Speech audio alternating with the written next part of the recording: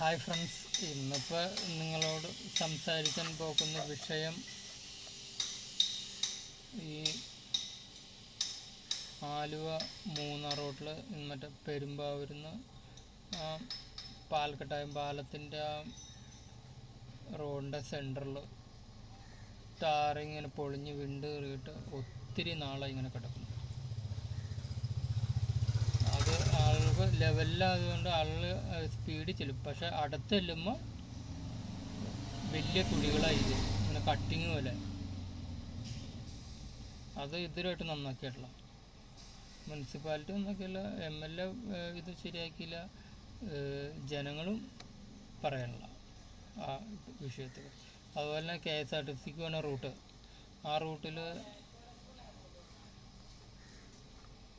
വലിയ കുളം പോലെയാണ് കിടക്കുന്നത്. റോഡ് കട്ട വിരിച്ചാൽ കട്ടയ്ക്ക് ഇളകി പോയിട്ട് കുഴിയായിട്ട് കിടക്കണം.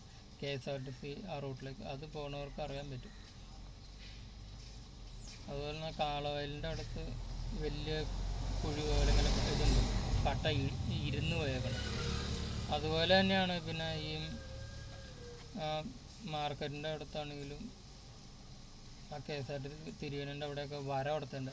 ആ സിഗ്നലിൽ ബ്ലോക്ക് ചെയ്ത് കഴിയുമ്പോൾ ആ വരയുടെ അപ്പുറം നിൽക്കുവാണെങ്കിൽ അങ്ങോട്ടും ഇങ്ങോട്ടും കട്ട് ചെയ്ത് പോണ വണ്ടികൾക്കൊക്കെ കട്ട് ചെയ്ത് പോകാം. സിഗ്നലിൽ ഓണാകുമ്പോൾ ആൾക്ക് അങ്ങോട്ടും ഇങ്ങോട്ടും പോവുകയും ചെയ്യും. അത് ഒരു തടസ്സമാണ്. ഇതെല്ലാം ആളുകൾ മനസ്സിലാക്കി പ്രവർത്തിക്കുകയാണെങ്കിൽ ഒരു കുഴപ്പമില്ല.